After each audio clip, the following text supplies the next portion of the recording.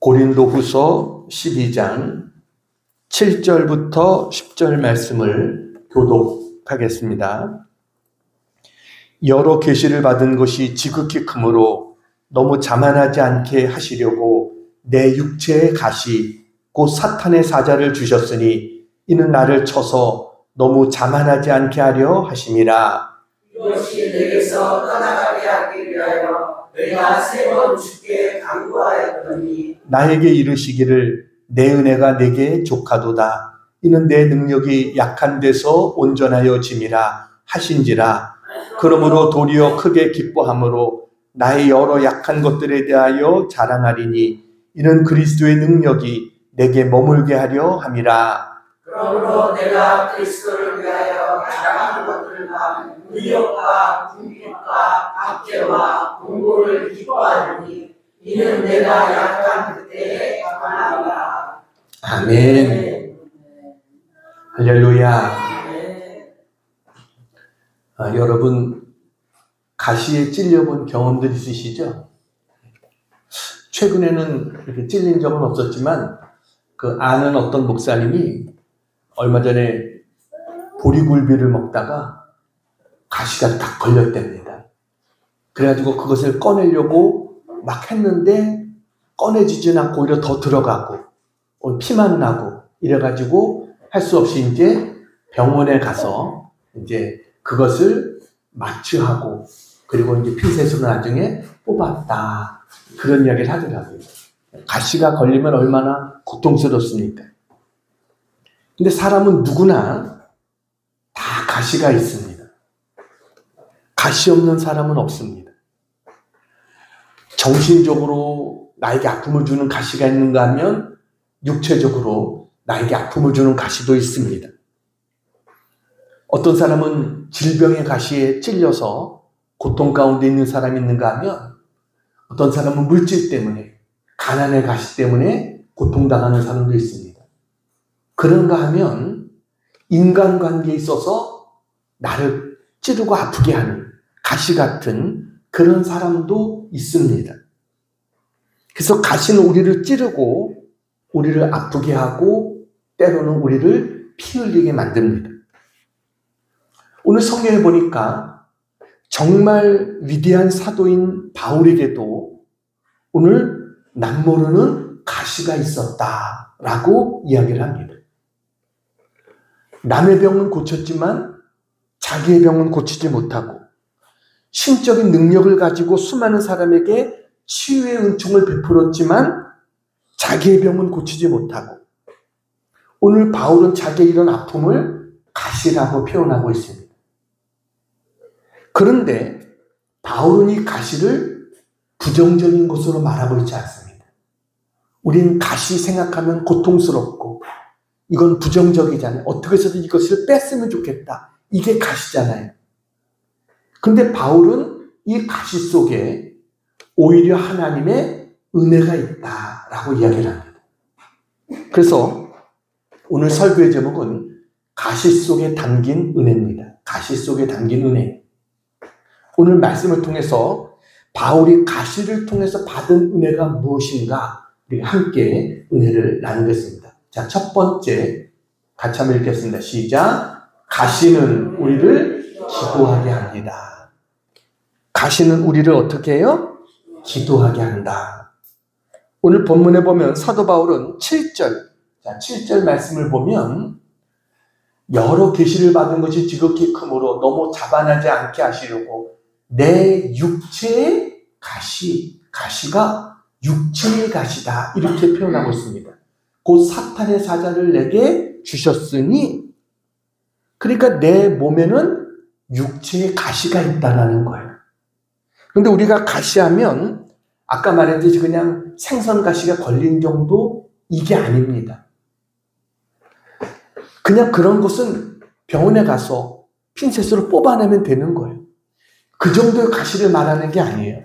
여기서 말하는 가시의 의미는 스콜롭스라고 하는 단어입니다. 근데 스콜롭스 단어가 뭐냐면 쉽게 표현하면 말뚝이라고도 말할 수 있고 끝이 뾰족한 막대기 이게 스콜롭스입니다. 그러니까 견디기 힘들 정도로 찔러대는 무서운 고통, 이게 가시입니다. 도무지 여러분 내게 큰 말뚝 같은 게 박혔다고 생각해 보세요. 얼마나 이거는 견디기 어려운 그런 고통이죠. 바울은 그런 육체의 가시를 가지고 있었다라는 거예요. 갈라디아서 교회에 보낸 편지를 보면 갈라디아서 4장 14절에 갈라디아서 4장 14절에 보면 너희를 시험하는 것이 내 육체에 있으되 라고 했어요. 너희가 시험 들 만한 거라는 거예요. 바울이 가지고 있는 그 가시가. 근데 이것을 너희가 업신여기지도 아니하며 버리지도 아니하고 너희는 나를 업신여기지도 않고 나를 버리지도 않고 오히려 천사와 같이 그리스도 예수와 같이 나를 영접해줬다. 바울이 이렇게 이야기를 합니다. 이 가시가 뭐였는가? 여기에 대해서는 많은 학자들의 의견들이 있습니다. 그런데 제일 많이 사람들이 생각하는 것 중에 하나는 눈이 안 좋다는 겁니다. 바울은 눈이 좋지 못했습니다. 그래서 오늘 저 14절 다음에 15절을 보면 너희가 할 수만 있었더라면 너희의 뭐라고요? 눈이라도 빼어 나에게 주었으리라. 여러분 이게 무슨 말이에요? 바울이 눈이 매우 안 좋았기 때문에 내가 바울 선생을 위해서 내 눈이라도 뽑아줬으면 좋겠다. 그들이 그랬다는 겁니다. 그리고 실제로 바울은 편지를 쓸 때 어떤 때는 자기가 쓰지 못하고 다른 사람에게 시켰어요. 자기가 불러주고 그 사람이 쓰도록. 또 바울이 직접 쓴 것에도 바울이 뭐라고 말했냐면 내가 큰 글자로 적는다라고 이야기했습니다. 그러니까 바울은 눈이 좋지 않았습니다. 왜냐하면 이전에 예수 믿는 사람들 잡아서 죽인다고 쫓아가다가 다메섹 도상에서 예수님을 만나잖아요.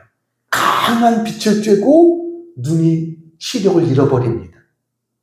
그런데 하나님께서 3일 동안 금식하며 기도하고 이랬을 때 아나니아라는 제자를 만나게 하시고 그가 기도했을 때 눈에서 비늘 같은 게 벗어지면서 보게 됐어요.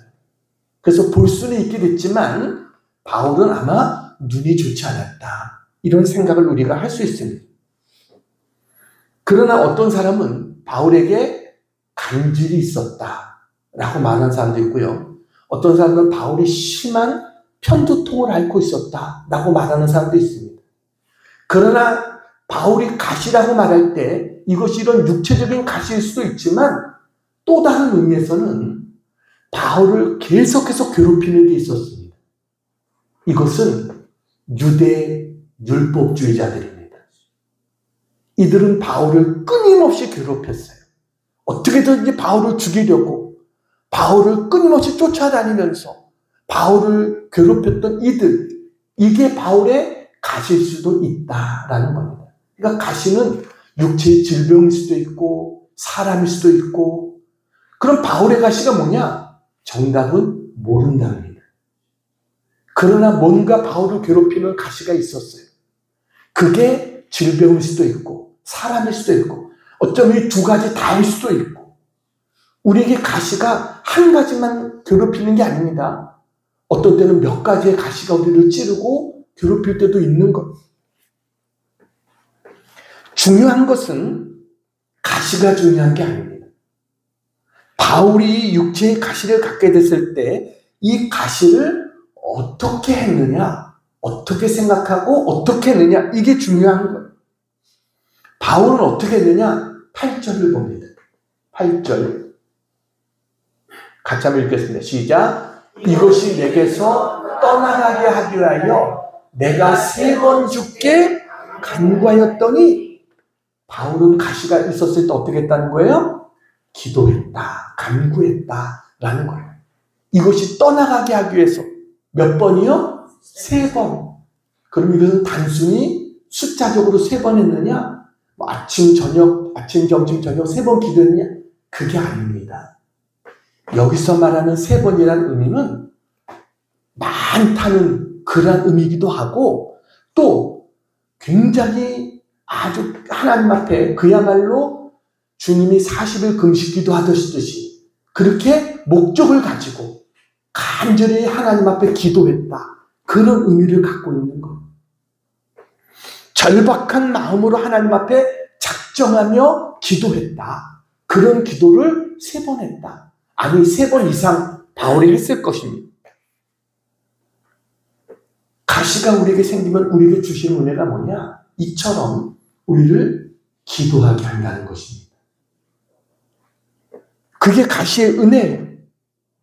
바울은요, 하나님부터 받은 은혜가 굉장히 컸습니다. 그 은혜를 유지하려면 기도해야 되는 거예요. 근데 사람들은 은혜를 많이 받으면 받고 난 다음에 잊어버립니다.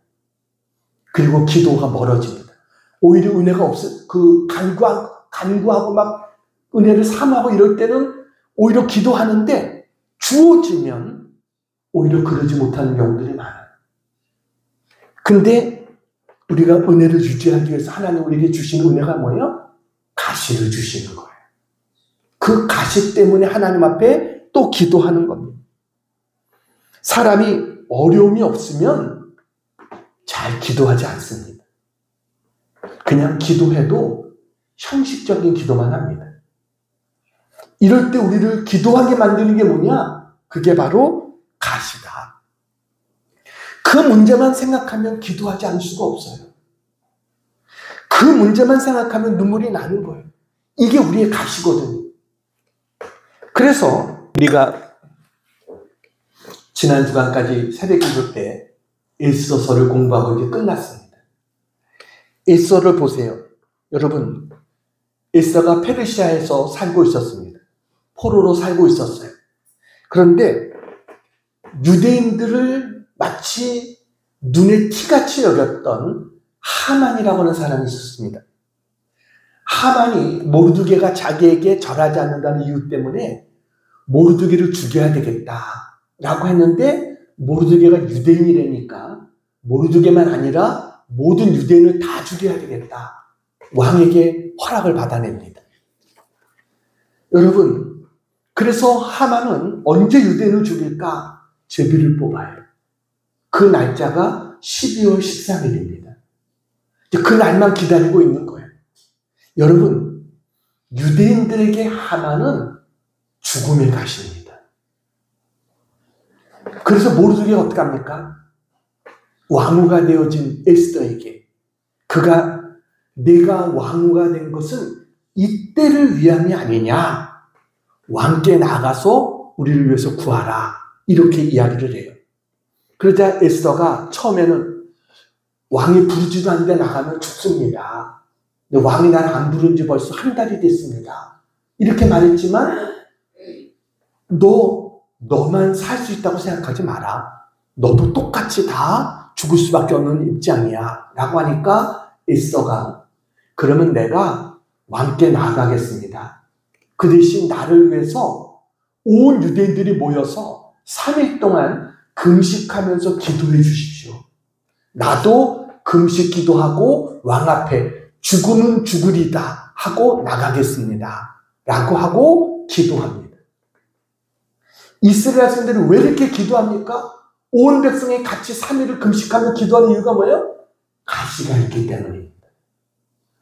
근데 그렇게 기도하니까 어떻게 됩니까? 여러분, 모르드게를 죽이려고 장대를 세웠던 하만이 자기가 장대에 낮아서 죽게 되고 유대인들을 원수로 여기고 죽이려고 했던 그 사람들이 도리어 12월 13일 날 도리어 유대인들이 그들을 원수 갚을 수 있는 날짜로 바뀌어졌어요.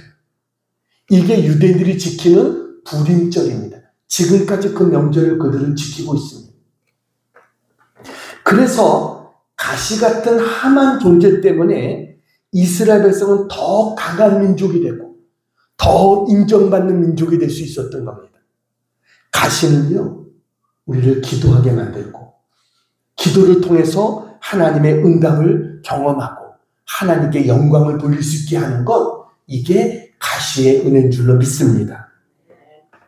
그래서 성경은 우리에게 고난당하면 제일 먼저 해야 될 일이 뭐냐? 기도하라는 거예요. 야고보서 5장 13절 같이 한번 읽겠습니다. 야고보서 5장 13절 시작. 너희 중에 고난당하는 자가 있느냐? 그는 기도할 것이요. 고난당한 자는 어떻게 하라고요? 기도하라 라고 말합니다. 예수님도 십자가를 앞에 두고 기도하셨어요. 아버지, 할 수만 있으면 이 잔을 내게서 옮겨주시옵소서. 주님도 하나님 앞에 땀이 피가 될 정도로 주님도 기도하셨습니다. 그러니까 여러분, 고난이 우리에게 있으면 우리가 해야 될 첫 번째 일은 기도해야 된다. 고난은 우리를 기도로 인도하는 그러한 가시와 같은 역할, 이게 고난이다. 그 속에 하나님의 은혜가 있다. 우리가 이것을 기억해야 됩니다. 복음서에 보면 간질병에 걸린 아이 하나를 제자들이 고치려다가 실패하는 장면이 나와요. 그때 예수님이 와서 그 실패의 원인을 진단하면서 뭐라고 하시냐면 마태복음 17장 20절입니다. 같이 한번 읽겠습니다. 시작. 이르시되 너희 믿음이 작은 까닭이니라. 진실로 너희에게 이르노니 만일 너희에게 믿음이 겨자씨 하나만큼만 있어도 이 산을 명하여 여기서 저기로 옮겨지라 하면 옮겨질 것이요 또 너희가 못할 것이 없느니라. 여러분, 믿음으로 기도하면 산도 옮긴다는 것입니다. 마가복음 9장 29절 같이 있습니다. 마가복음 9장 29절 시작. 이르시되 기도 외에 다른 것으로는 이런 종류가 나갈 수 없느니라 하시니라. 믿음으로 기도하면 우리의 고난이 옮겨질 수 있다는 겁니다. 우린 이것을 기억해야 됩니다. 그러니까 하나님이 뜻이 있어요. 근데 우리가 하나님 앞에 믿음으로 기도하면 하나님께서 우리의 기도를 들으시고 어떤 그 목적이 이루어지면 하나님은 우리의 고난을 옮겨주세요. 우리의 가시가 옮겨지게 하십니다. 그러니까 여러분, 내 인생에 어떤 가시가 나를 찌르고 있다. 이러면 내가 제일 먼저 생각해야 될 것이 뭐냐? 기도해야 되겠구나. 여러분, 하나님 앞에 기도의 능력을 믿고 기도로 나아가는 자가 되기를 축복합니다. 기도로 해결하지 못할 것은 없습니다. 기도는 산을 옮깁니다. 여러분, 그래서 우리는 하나님 앞에 분명히 믿음으로 기도하는 우리 모두가 되기를 주님의 이름으로 축복합니다. 자, 두 번째, 가시 속에 담긴 은혜 두 번째는 뭐예요? 가시는 우리를 겸손하게 합니다. 여러분, 기도하고 또 기도했는데 고난이 옮겨지지 않을 때가 있어요. 그 고난이 여전히 내게 버티고 서서 나를 괴롭힙니다. 그럴 때는 어떻게 해야 되느냐? 오늘 바울이 그런 케이스예요. 하나님 앞에 기도했는데도 가시가 없어지지 않는 것. 도대체 그 이유가 뭘까? 그럴 때 우리는 하나님의 뜻을 발견해야 됩니다. 왜 하나님이 나에게 이 가시를 옮기지 않고 있을까? 그 이유를 찾아야 되는 거예요. 가시는요, 우리를 찌릅니다. 아프게 합니다. 근데 하나님께서 왜 우리에게 이렇게 하나님이 사랑하는 자에게 이렇게 아픈 가시를 하나님이 계속 두실까? 그거는 가시의 유익이 있기 때문에 그렇습니다. 그 유익이 뭐냐? 가시는 우리를 겸손하게 만든다는 것이. 그래서 바울은요, 내 육체의 가시, 곧 사탄의 사자를 내게 주셨으니 그랬어요. 가시가 뭐냐? 사탄의 사자라는 거예요. 근데 이것을 주셨다. 이 말은 뭐냐면 그것을 허락하신 분이 하나님이시라는 겁니다. 여러분, 하나님이 허락하셨기 때문에 우리는요, 그 가시를 원망해서는 안 돼요. 불평하지 말고 저주하지 말고 하나님이 주신 것으로 받아야 돼요. 하나님이 나에게 왜 이런 가시를 주셨을까? 오늘 바울이 이야기를 합니다.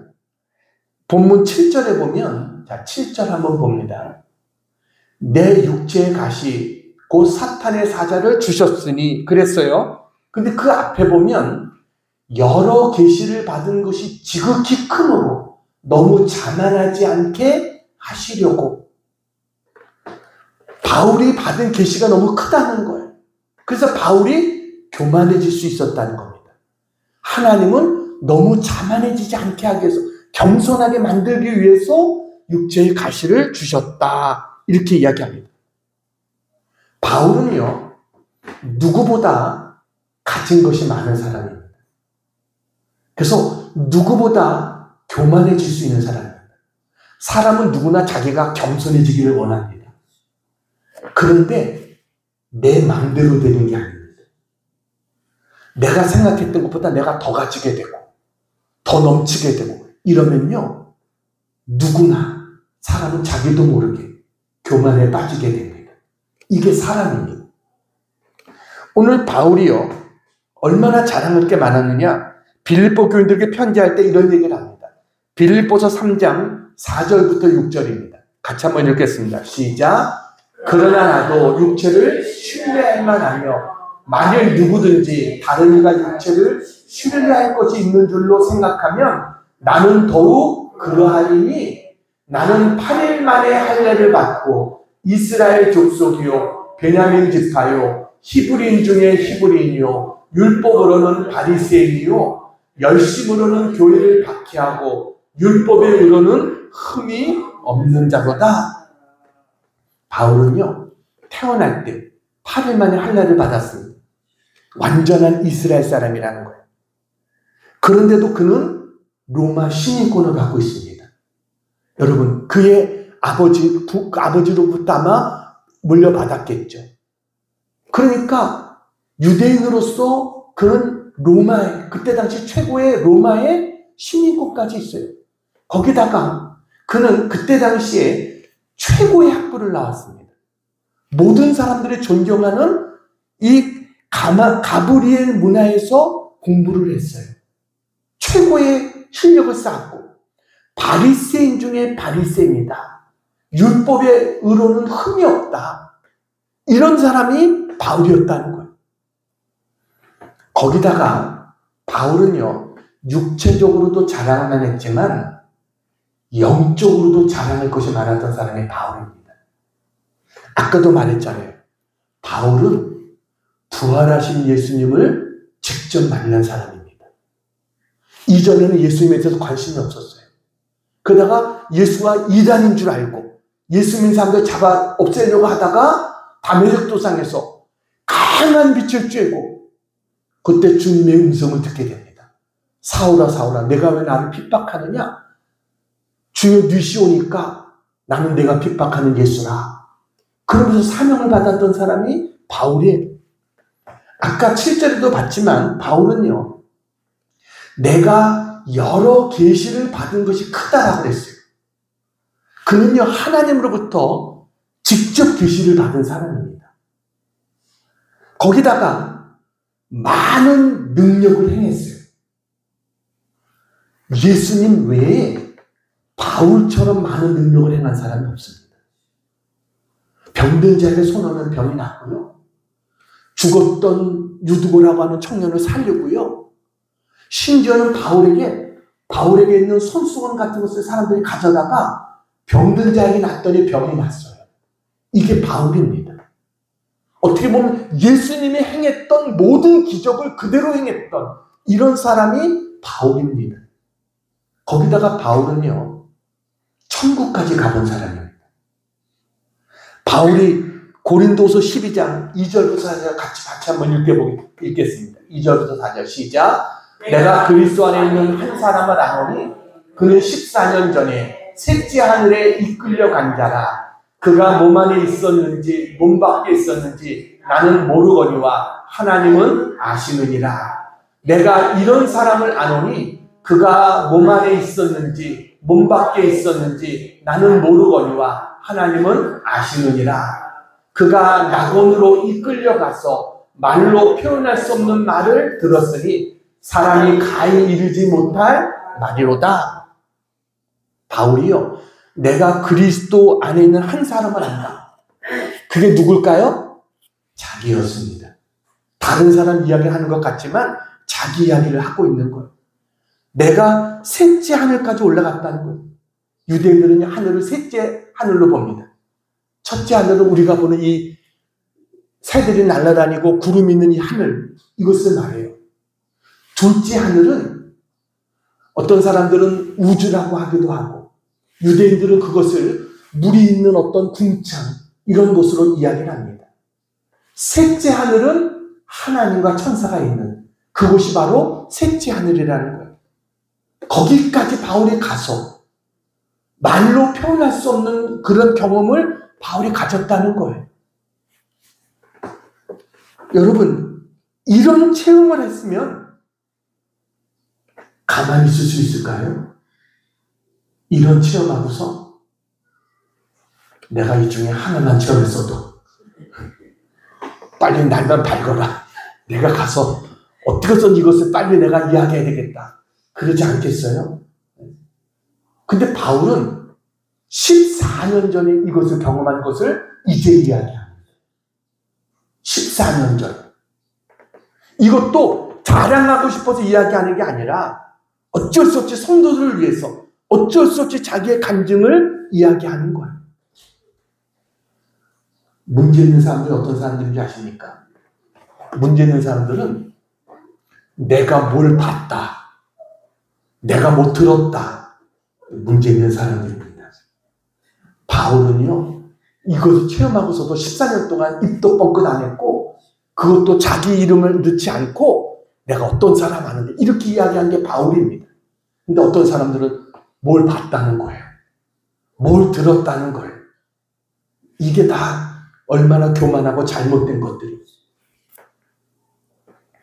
그러면서 바울이 그런 자기를 영적으로 교만해지지 않게 하기 위해서 하나님이 나에게 가시를 주셨다는 거예요.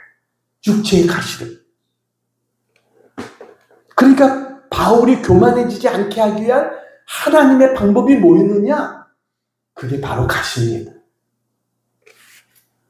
왜냐하면 교만이 들어오면 인간은 망합니다. 왜 망할까요? 하나님이 떠나시기 때문에 그렇습니다. 교만이 들어오면 하나님은 떠나시는 거. 바울이 얼마나 겸손해졌느냐? 우리가 알 수 있는 것은 그가 이런 은혜들을 체험했으면서도 이렇게 자랑할 것이 있으면서도 바울은 뭐라고 말하냐면 나는 내가 약한 것 위에 자랑하지 않겠다 라고 말합니다. 내가 자랑할 것은 십자가밖에 없다. 나는 내 자신에 대해서 자랑하는 것은 나의 약한 것, 나는 그것밖에 자랑할 게 없다. 이게 바울이었어요. 그래서 가시는요, 우리에게 브레이크 역할을 합니다. 내가 잘못 교만해서 달려가지 못하도록 막아주는 역할을 하는 것, 이게 바로 가시다. 그래서 우리는 가시를 감사해야 돼요. 왜 이것 하나님 나에게 왜 이런 고통을 주십니까? 이런 아픔을 주십니까? 왜 이런 가시를 하나님 뽑아주지 않고 이건 가시를 그냥 두십니까? 거기에는 하나님의 뜻이 있는 거예요. 여러분, 감기 몸살이 우리에게 육체에 도움이 될까요? 해가 될까요? 감기가 우리에게 도움이 될까요? 해가 될까요? 감기는요, 우리에게 절대적인 도움이 됩니다. 왜냐하면 일하다가도 감기 걸리면 어떻게 해요? 쉬어야 되는 거예요. 육체를 쉬게 만들기 위해서 감기가 오는 거예요. 그런데 어떤 사람은 약 먹으면서 계속 일하고 감기가 왔는데 무리해서 계속 일하고 그러다 보면 결국은 몸이 병나는 거죠. 탈나는 거죠. 그러니까 하나님 우리에게 신호를 주시는 거예요. 여러분, 가시가 우리가 고통스럽고 힘들지만 어떻게 보면 가시는 나를 위험으로부터 막아주는, 지켜주는 브레이크 역할을 해줄 수 있는, 나를 겸손하게 만들고 하나님 은혜가 임할 수 있도록 만들어주는, 이게 바로 가시다. 우리는 가시를 감사할 줄 아는 우리가 되어야 될 줄로 믿습니다. 자, 세 번째 같이 한번 읽겠습니다. 세 번째, 네, 시작. 가시는 하나님의 은혜가 임하게 합니다. 여러분, 바울이 3번이나 하나님 앞에 간절히 기도했다고 그랬어요. 그때 하나님이 어떤 응답을 주십니까? 8절, 9절입니다. 8절 같이 있습니다. 시작. 이것이 내게서 떠나가게 하게 하여 내가 3번 주께 간구하였더니 9절 시작. 나에게 이르시기를 내 은혜가 내게 족하도다. 이는 내 능력이 약한 데서 온전하여지리라 하신지라. 하나님께서 뭐라고요? 내 은혜가 내게 족하다라고 말씀하십니다. 가시 때문에 약해졌다고 생각했는데 하나님이 아니야. 너 가시 때문에 오히려 내가 너와 함께하기 때문에 넌 더 강해졌어. 하나님께서 말씀하시는 거예요. 약해졌기 때문에 하나님의 은혜가 함께한다는 것입니다. 그래서 바울이 계속해서 뭐라고 말합니까? 9절 계속해서 읽으면 그러므로 도리어 크게 기뻐함으로 나의 여러 약한 것들에 대하여 자랑하리니 이는 그리스도의 능력이 내게 머물게 하려 함이라. 10절 시작. 그러므로 내가 그리스도를 위하여 약한 것들과 능욕과 궁핍과 박해와 곤고를 기뻐하노니 이는 내가 약한 그때에 강함이라. 할렐루야. 그러니까 가시는 약점이 아니라 하나님의 은혜가 내게 들어오는 통로라는 거예요. 오히려 나를 그것 때문에 하나님이 더 은혜를 베풀어 주시고 나를 더 강하게 만들어 주시는 그 축복이 있다는 것입니다. 그래서 바울은 오히려 기뻐한다는 거예요. 오히려 감사한다는 거예요. 뭘 감사해요? 기도에 응답이 없었는데. 여러분, 때로는 노라고 하는 것도 하나님의 응답이라는 사실을 기억하시기 바랍니다. 노가 하나님의 응답이에요. 하나님이 내가 구한 것을 들어주지 않은 그게 응답일 수가 있는 거예요. 바울은 그걸 오히려 이제는 감사한다는 거예요. 왜냐하면 하나님이 그걸 뽑아주지 않았기 때문에 내가 약해서 하나님 앞에 매달리고 하나님의 도움과 은혜가 없이는 안 됩니다 하니까 하나님 은혜가 내게 머물거든요. 내가 교만해지지 않거든요. 그러니까 오히려 이제는 나는 내가 약한 것, 나는 그걸 오히려 기뻐하고 감사한다. 그걸 자랑한다. 바울이 이렇게 고백하는 것. 여러분, 가시 때문에 아파하십니까? 그것 때문에 부끄럽습니까?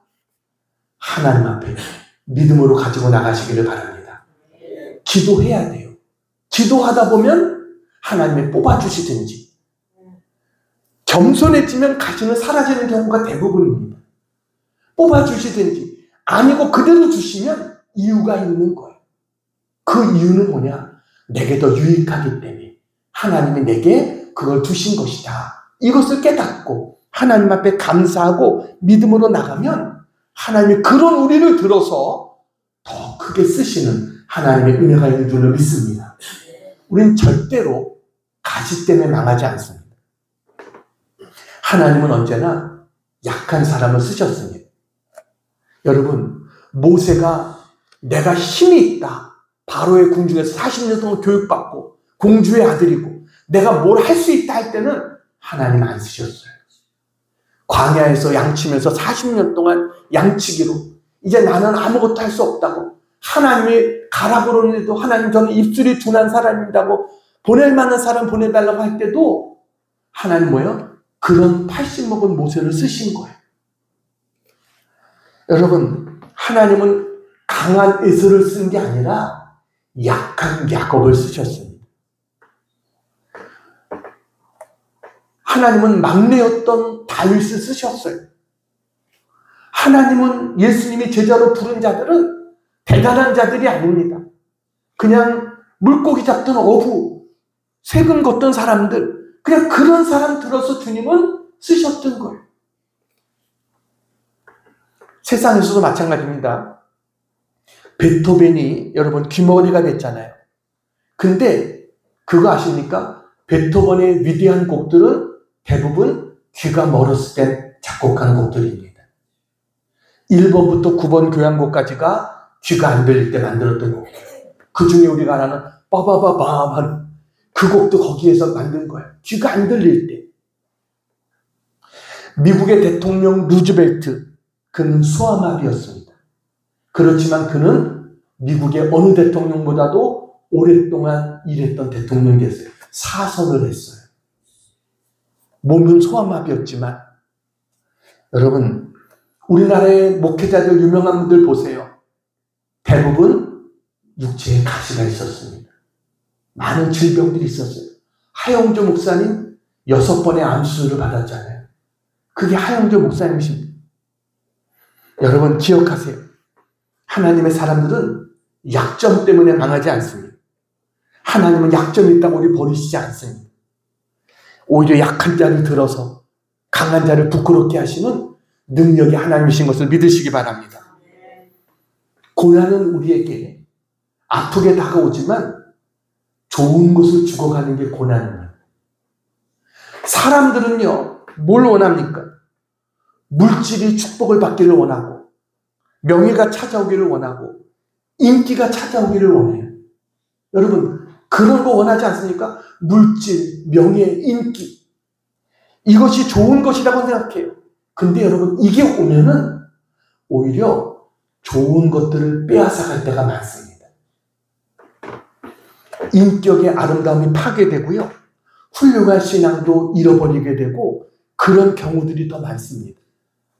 그렇지만 오히려 가시는 우리를 아프게 하지만 나중에 보면 그 가시 때문에 잘 되는 경우가 더 많습니다. 그게 하나님의 역사인 거예요. 이제 한 가지 이야기하고 마치려고 합니다. 미국의 오클라마주의 시골 마을에 한 소년이 살고 있었어요. 그 할아버지는 목사님이었습니다. 그는 목사님의 집안에서 태어나서 자란 소년이었어요.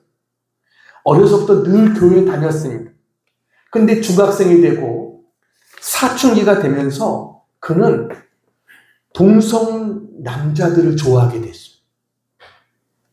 그래가지고 동성애에 빠지게 된 거예요.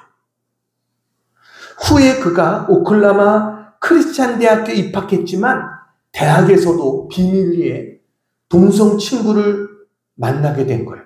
은밀한 관계를 이어가게 된 거예요. 그러다가 멜린다라고 하는 여학생을 만나게 됐습니다. 그러니까 이성 여자를 좋아해봐야지 시도를 한 거예요. 근데 결국은 대학 졸업을 앞두고 그녀에게 나는 너를 불행하게 만들고 싶지 않다라고 말하면서 그녀와 헤어지고 말았어요. 인간적으로는 너무나 좋았는데 성적인 끌림을 없었던 거예요. 그래가지고 너무 고통스러운 거예요. 그 여자와 또 헤어지고 나니까 자기가 나는 이런 사람이다라는 생각 때문에 너무 고통스러워서 자살을 시도하기까지 했어요. 그러다가 깊은 절망감에 빠져 있었는데 마침 그에게 크리스찬 친구 하나가 전화를 걸어왔습니다. 그리고 그에게 내가 꿈을 꿨는데 하나님이 꿈에서 너에게 음악을 주실 거라고 말씀하셨어. 그 노래는 온 세상에 불려질 거라고 했어. 넌 음악을 해야 된다고 말씀하셨어. 이렇게 친구가 이야기를 해준 거예요. 근데 놀랍게도 같은 시기에 어머니도 같은 이야기를 한 겁니다. 하나님께서 너는 음악을 해야 된다. 이런 메시지를 주셨다는 거예요. 그래서 당분간 학교를 그만두고 집에 와서 함께 살면서 노래를 만들어 보면 어떻겠느냐. 그 어머니가 그렇게 제안을 했고 그래서 집에서 이제 어머니와 함께 지내면서 피아노 앞에서 작곡을 하기 시작한 겁니다. 그는 집에서 지내면서 성경을 읽기 시작한 거예요. 그래가지고 성경 중에서도 시편과 사무엘서를 통해서 은혜를 받았어요. 특별히 다윗을 통해서 은혜를 받은 거예요. 하나님이 다윗을 내 마음에 합한 자라고 그랬는데 다윗도 성적으로 범죄한 자잖아요. 그런 부끄러웠던 그 다윗을 하나님이 용서해 주시고 하나님이 그를 쓰셨다. 이런 은혜를 받게 된 거예요. 그러다가 그 무렵에 자기 지역에서 사도행전 2장 콘서트라고 하는 것이 열렸습니다. 그래서 가족들과 함께 참여하게 됐습니다. 그리고 그 집회에서 은혜를 받게 됐어요. 그 콘서트에서 찬양을 인도하는 분이 이런 얘기를 한 겁니다. 주님께서 용서하지 못할 죄가 없고 치유하지 못할 죄도 없습니다. 그러므로 당신의 죄는 더 이상 숨길 필요가 없습니다. 하나님은 당신을 너무 사랑하셔서 기다리고 계십니다. 그는 지금까지 나의 죄는 용서받을 수 없다라고 생각했었어요. 그런데 그가 처음으로 예수님이 나의 이런 죄까지도 다 담당하시고 십자가에서 죽으셨다. 이게 자기의 마음에 와서 닿은 거예요. 이게 믿어진 거예요. 그래서 그가 손을 들고 나를 위해서 죽으시고 나를 위해서 나를 새롭게 하고자 부활하신 주님께 내 자신을 드립니다. 라고 하나님 앞에 기도했어요. 그리고 나서 그는 자기 안에 있는 어떻게 보면 이 동송회라고 하는 이 육체의 가시가 있잖아요. 이제는 그 육체의 가시보다 더 큰 하나님의 은혜가 부어지는 것을 그가 느끼게 됐어요. 깨닫게 됐어요. 이 동송회라는 가시가 있는데 이게 아니라 하나님의 더 큰 은혜를 자기에게 부어주시는 것을 깨닫게 됐어요. 그리고 나서 그가 만든 곡이 있습니다. 그것이 뭐냐면 약할 때 강한 대신에 나의 보배가 되신 주 나의 모든 것, 주 안에 있는 보물을 나는 포기할 수 없네. 주 나의 모든 것, 십자가 죄사하셨네. 주님의 이름 찬양해. 주 나의 모든 것, 쓰러진 나를 세우고 나의 빈잔을 채우네. 주 나의 모든 것, 예수 어린 양 존귀한 이름, 예수 어린 양 존귀한 이름. 이 찬양을 그가 썼어요. 그 찬양을 보면서 한국어는 조금 번역이 부족한 것 같아요. 그래서 영어 가사로 다시 한번 번역해 봤습니다. 한번 제가 보여드릴게요. 화면. 자, 잘 안 보이죠? 1절 가사 제가 읽어드리겠습니다. 내가 약할 때 주님은 나의 힘이십니다. 주님은 내가 찾는 보물이십니다. 주님은 나의 전부이십니다. 귀중한 보석이신 주님을 찾으면서 그것을 포기한다면 나는 바보일 것입니다. 주님은 나의 전부이십니다. 예수 하나님의 어린 양, 주님의 이름은 존귀합니다. 예수 하나님의 어린 양, 주님의 이름은 존귀합니다. 자, 2절도 가서 봅니다. 2절. 나의 죄, 나의 십자가, 나의 수치를 가지고서 다시 일어나 주님의 이름을 찬양합니다. 주님은 나의 전부이십니다. 내가 넘어질 때 주님은 나를 일으켜 주십니다. 내가 목마를 때 주님은 내 잔을 채워주십니다. 주님은 나의 전부이십니다. 주님은 예수 하나님의 어린 양, 주님의 이름은 존귀합니다. 예수 하나님의 어린 양, 주님의 이름은 존귀합니다. 이 곡을 지은 사람이 누구냐면 데니스 저니건이라고 하는 사람입니다. 사진을 보여드릴게요. 저분이 바로 데니스 저니건이라고 하는 사람입니다. 저분은 1959년생입니다. 저보다 한 살 적습니다. 1959년인데 그가 변화되고 난 다음에 대학 시절에 헤어졌던 그 멜린다와 다시 결혼했습니다. 만나서. 다음 사진을 보여주세요. 바로 멜린다와 함께 결혼을 했고요. 그 이후에 자녀를 몇 명 뒀는지 아십니까? 다음 사진을 보여주세요. 다음 사진. 9명의 자녀를 뒀습니다. 그래가지고 행복하게 잘 살고 있습니다. 주님의 은혜로 변화돼서 정말 육체에 아픈 가시가 있었잖아요. 그러나 하나님의 은혜가 부어지니까 이제는 그 은혜로 다시 승리해서 이렇게 사람들 앞에 하나님을 동성애에서 변화돼서 하나님을 찬양하는 가수로 지금은 우리나라에도 와서 간증하고요. 여러 곳에 가서 간증도 하고 찬양을 하면서 영광 돌리는 그러한 사람이 되어졌어요. 여러분, 여러분의 그 가시가 있습니까?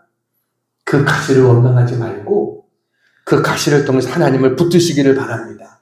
그러면 그 가시가 오히려 우리에게 찬란한 면류관으로 바뀌어지는 은혜가 있을 줄로 믿습니다. 가시에 은혜가 있습니다. 가시는 우리를 기도하게 합니다. 가시는 우리를 겸손하게 합니다. 그리고 가시는 하나님의 은혜가 내게 임하게 합니다. 여러분, 가시는 오히려 하나님이 내게 주시는 은혜의 통로다. 우리 이것을 기억하고 하나님 앞에 먼저 감사할 줄 아는 우리 모두가 되기를 축원합니다. 가시 때문에 하나님 앞에 불평하고 원망하고 저주하는 게 아니라 감사하고, 그러면 하나님은 그 가시가 은혜로 바뀌어지는 그러한 축복을 우리에게 허락해 주십니다. 그래서 가시를 통해서 오히려 하나님 앞에 영광 돌리며 나가는 우리 모두가 되기를 주님의 이름으로 축원합니다. 사랑 은혜가 많으신 아버지 하나님, 은혜와 사랑을 감사합니다. 오늘도 말씀을 통해 우리에게 교훈하여 주심을 감사합니다.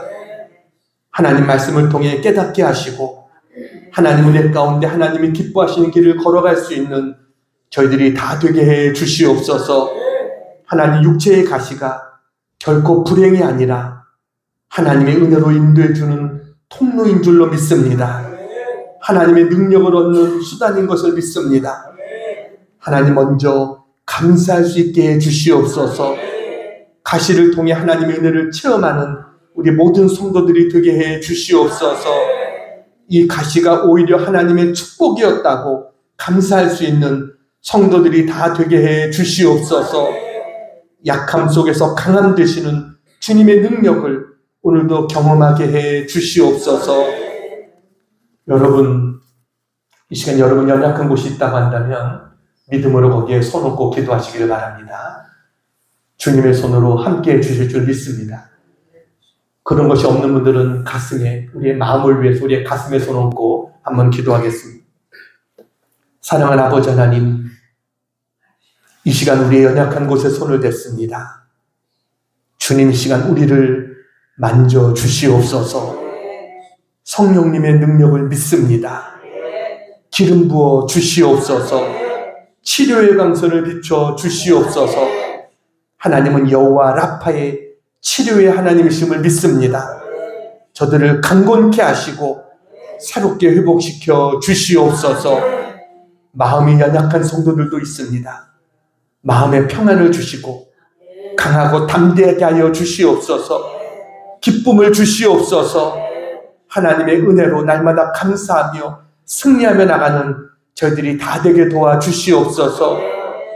물질적으로 어려움을 당하는 성도들에게도 물질의 은혜도 허락하여 주셔서 하나님, 베풀고도 남음이 있는 넉넉한 은혜가 있게 도와주시옵소서. 하나님, 이 시간 우리의 손 얹은 곳을 위해서 기도합니다. 나사렛 예수 이름으로 명하노니 예수 이름으로 강건할지어다. 깨끗해질지어다. 통증은 사라질지어다. 하나님, 감사합니다. 영광 받아 주시옵소서. 우리 모두 주님의 은혜로 강건하게 하나님의 영광을 위해 살기에 부족함이 없도록 은혜를 더해 주시옵소서. 감사드리며 예수님 이름으로 기도하옵나이다. 아멘.